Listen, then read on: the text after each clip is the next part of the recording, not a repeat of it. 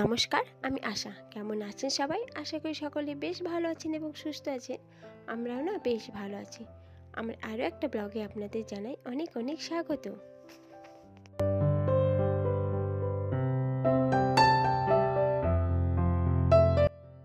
আজ হচ্ছে বৃহস্পতিবার আর এখন বাজে ওই 7:30টার মতো। আর এখন থেকে আমি আপনাদের নিয়ে আমার ব্লগটি স্টার্ট করলাম। আশা করছি আপনাদের বেশ ভালোই লাগবে। তো সকাল সকাল এই পর্যন্ত শরীরটা বেশ ভালোই ছিল এবং বেশ ভালোভাবেই কাজগুলো খুব সুন্দরভাবে গুছিয়ে নিচ্ছিলাম। কিন্তু মাঝে এমন একটা পরিস্থিতি হয়ে গেল যে শরীরটা চরমতম অসুস্থ হয়ে পড়লো এবং কান্নাকাটি থেকে শুরু করে সমস্ত কিছুই শুরু হয়ে গেল।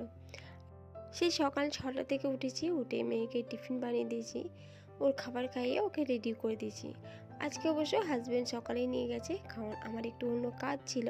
তো ওকে সকালেই বললাম যে তুমি আজকে মেয়েকে নিয়ে যাও, কারণ অতগুলো আমি সামলাতে পারবো না। তাই ওকে পাঠিয়ে দিচ্ছি বাবার সাথে, আর ও চলে গেছে। আর ততক্ষণ আমি যে বাসি কাজগুলো আছে সেগুলো একটু একটু করে ছেড়ে নিচ্ছি। বাসি বিছানা বলতে তো এখন ব্ল্যাঙ্কেটেই ভর্তি, এগুলো তুলতে কিন্তু খুব কষ্ট হয়। আর এগুলো তো না পাতলেও নয়, শীতের সময় এগুলো তো পাততেই হবে।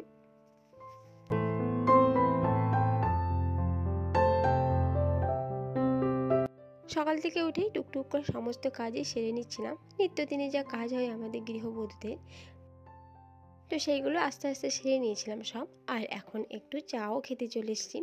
হাজব্যান্ড তো সকালে মেয়েকে যখন নিয়ে যায় তখনই চা খেয়ে চলে গেছে। আর ছেলেও তো এখন চা খায় না, ওকে ছোলা আর গুড় দিয়ে দিয়েছি, ও খেয়ে নিয়েছে। ও কিছুক্ষণ পর আবার অন্য কিছু টিফিন করবে।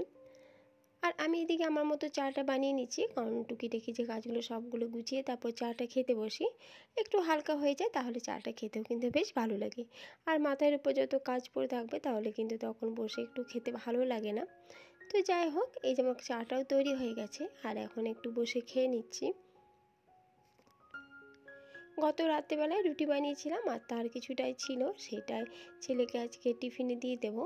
আর এই যে বাড়িতে কতগুলো সবজি ছিল, বেগুন, মূলো, মানে কিছু কিছু করে ছিল, তো সেইগুলোই ভাবলাম যে আজকে একটু মিক্স সবজি বানিয়ে দিই। এখন তো শীতের সময় সবজি বেশ সুন্দর পাওয়া যায়, আর এগুলো তো খেতেও ভালো লাগে, আর এটা তো খাওয়াও খুব উপকারী। তাই ভাবলাম যে একটু মিক্স সবজি বানিয়ে দিই, শিম, আলু, বেগুন, মূলো দিয়ে। তো সেটাই কেটে নিয়েছি। এতক্ষণ অবধি আমি কিন্তু বেশ ভালোই ছিলাম এবং সুস্থই ছিলাম, আমার কোনো রকম কোনো অসুবিধা হয়নি। কিন্তু বিপদটা ঘটল মাছ কাটতে গিয়ে। আসলে হয়েছে কি, গতকাল হাজব্যান্ড কিছুটা পরিমাণ জ্যান্ত মাগুর মাছ নিয়ে এসেছিলো, এবং মাগুর মাছগুলো সাইজে বেশ ছোট ছোট, খুব একটা বড় তা নয়। আসলে হামেশাই আমার হাজব্যান্ড নিয়ে আসে, যেখানে একটু টাটকা মাগুর মাছ পায় ও নিয়ে চলে আসে। এবার ওই মাছগুলো তার কেটে দেয় না, ওগুলো এমনি জিয়ানো থাকে। তো গোটা গোটাই নিয়ে আসে, তাই আমাকে রীতিমতো কাটতে হয়। তো আমি কেটেও থাকি, কখনোই কোনো অসুবিধা হয় না। কিন্তু আজকে কাটতে গিয়ে একটু সমস্যায় পড়ে গেছি। মাছগুলো একদমই সাইজে ছোট ছিল, তাই ধরতে আমার কিন্তু একটু কষ্ট হচ্ছিল। যদিও মাগুর মাছের মাথায় আমি একটুকু লবণ দিয়ে দিই, তারপর মাছগুলো কাটি। তো এই যে দেখছি পরিমাণে একদমই ছোট ছোট সাইজে। তো এইগুলো একটু বেশি লাফাচ্ছিল, তো কাটার সময় আমার বুড়ো আঙুলের কাছে একটা মাছ, মানে যেটা ওদের সুর থাকে, সেটাই ফুঁড়ে দিয়েছে। তো তার যে জ্বালা যন্ত্রণা, বিশ্বাস করুন, এই যে আঙুলটা দেখুন, এই জায়গায় অসহ্য ব্লিডিং হয়েছে। এবং আমি সমানে মাছ কাটা বাদ দিয়ে জলের মধ্যে হাতটা ডুবিয়ে রেখেছিলাম। কিন্তু আমি তো কখনো, আমার এই বিষয়টা সম্পর্কে কোনো এক্সপিরিয়েন্স ছিল না যে মাছে এমনি কাটলে এতটাও যন্ত্রণা হয়, যে ওষুধ পর্যন্ত খেতে হয়। আমার কিন্তু এটা কোনো দিনই জানা ছিল না। তো মারাত্মকভাবে যন্ত্রণা হচ্ছিলো। এই যে আমি রান্নাটা করছি, এখন কিন্তু একটু একটু যন্ত্রণা ছিল। তারপরে একটা পর্যায়ে গিয়ে আমি কিন্তু সবই বন্ধ করে দিয়েছিলাম, কারণ আমার পক্ষে আর চালানো সম্ভব হচ্ছিল না, এবং রীতিমতো আমি কান্নাও করতে লেগেছিলাম। মানে এতটাই যন্ত্রণা ছিল, এবং পুরো হাতটাই আমার অবশ হয়ে গেছিলো।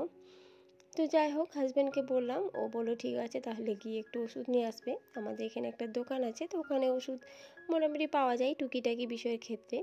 তো এই যে তাড়াহুড়ো করে মাছটাও রান্না করে নিলাম। আর মাগুর মাছ তো একটু ভালো করে রান্না করতে হয়, তা ওই ব্যথা নিয়ে কোনোরকমভাবে রান্নাটা করলাম, কারণ ওদেরকে তো খেতে হবে। আর জিনিসটা যখন নিয়ে এসছে তখন ফেলে দেবো বা খারাপভাবে রান্না করব, তাহলে ওরা খেতে পারবে না।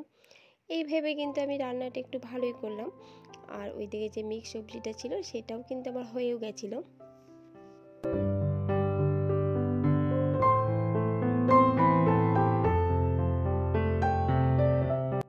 এখন বিকালবেলা বলতে সন্ধ্যাবেলা সেই দুপুরে ওই যতটা পেরেছি রান্না করেছি, তারপর যতটা হয়েছে সম্ভব আমার দ্বারা গুটিয়ে রেখেছি, আর শাশুড়ি কিছুটা হেল্প করেছিল।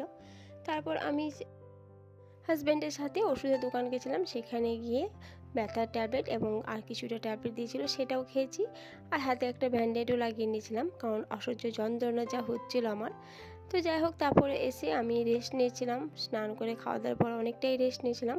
আর এখন তো সন্ধ্যার দিকে, এখন হাতের ব্যথাটা অনেকটাই কমে গেছে, শরীরটাও বেশ ভালো লাগছে। তো মেয়েকে সন্ধ্যাবেলা একটু এই যে পড়তেও বসিয়েছি।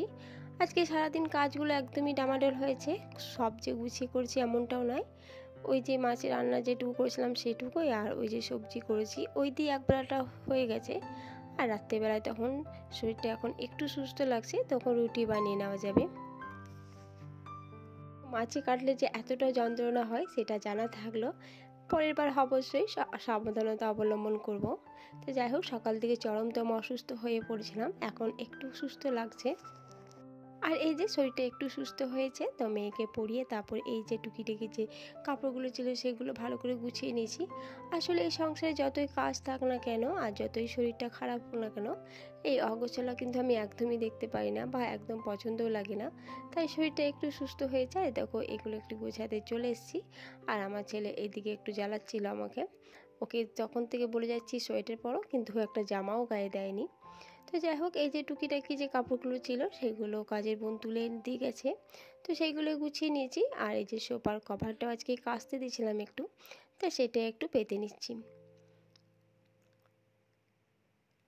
আজকের ভিডিওটি আপনাদের কেমন লেগেছে অবশ্যই কমেন্টের মাধ্যমে জানাবেন।